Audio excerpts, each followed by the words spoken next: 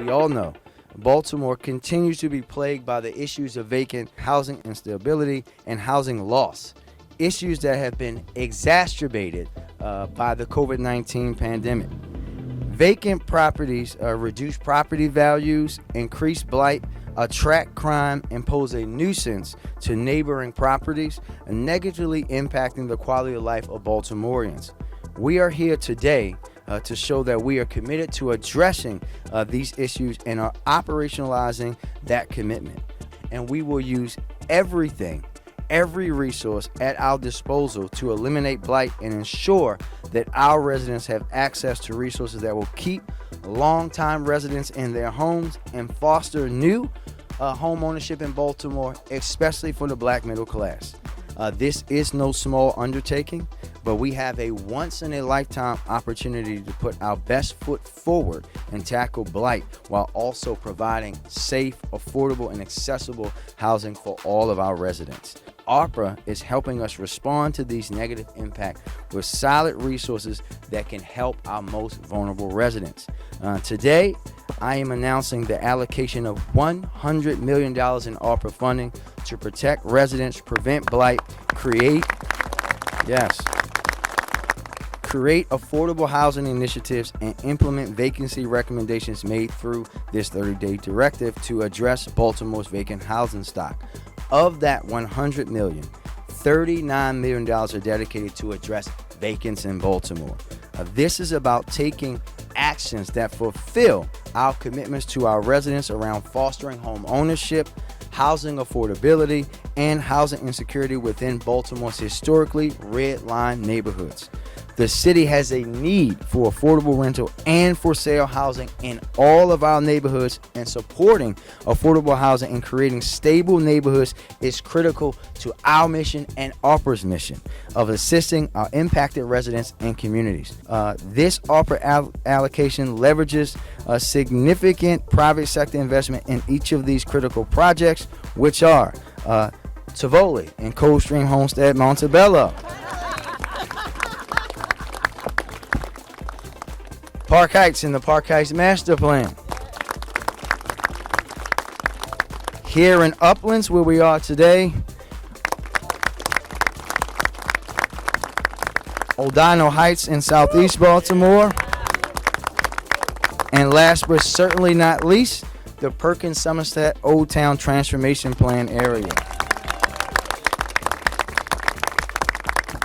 This is significant because this is about housing equity. It's about the ability for communities to come back to life again. It's about the dignity and the worth and the value that families need, and they need it first through their housing stock and through an effort to make sure that their communities are highlighted. So this $100 million appropriation or more out of the $640 is good. It's going to the right thing at the right time. And again, I want to commend all of you who have worked so hard in agencies and elsewhere. Don't lose the vision on this. Don't let it drop. Don't let it slide back. Be even more aggressive in making sure that we do what we ought to do as a city for those young people today who 43 years from now want to live in a neighborhood not surrounded by vacants. Thank you. That these are critical resources at a very critical time. I want to thank you, Congressman Mfumi, and our entire federal delegation for securing these resources for Baltimore City. It took a lot of public advocacy to ensure that the American Rescue Plan Act funds would be available for issues related to vacant and abandoned housing. Having funding follow to support the necessary work to redress these issues helps us respond in a meaningful way to the negative economic blow of COVID-19 on these impacted communities where the pandemic only amplified challenging conditions. We must fight for these communities and create new opportunities. To build healthier environments, we have to address the vacant inventory and provide housing and home ownership options. The investment made today helps us move forward on many fronts. We'll further our work on resident protection and anti-displacement. We'll bring more capital investment to our impact investment areas. We'll support legacy homeowners and help build wealth in our middle neighborhoods. We'll bring additional resources to our seniors and our older adults through the work with our Housing Upgrades to Benefit Seniors program. We will increase home ownership opportunities with our partners like Live Baltimore. And we will advance development projects that will stabilize communities and create necessary affordable housing units like those in Perkins, Somerset, Old Town, Uplands, Park Heights, and Tivoli. DHCD and all of the partners mentioned here today are ready to continue this important work and to support the efforts, and are grateful for the support of everyone that is here today. I'm excited about the ARPA money because it's an investment and it's a bet on Baltimore. That as long as Baltimore's invested in, we have the community and the leaders to determine our own future. The money will help our long-term goals in Chum by essentially giving us the foundation to continue the transformation of our community. Make no mistake about it, our community has been overlooked and underserved for years. This investment in neighborhoods like Chum is real. This type of investment should be recognized for the historic impact it will have, not only on communities like Chum, but the city of Baltimore as a whole. For us, it is a game changer. So excited simply because Rebuild Johnson Square itself has been on a 9-year journey already to rebuild the Johnson Square community.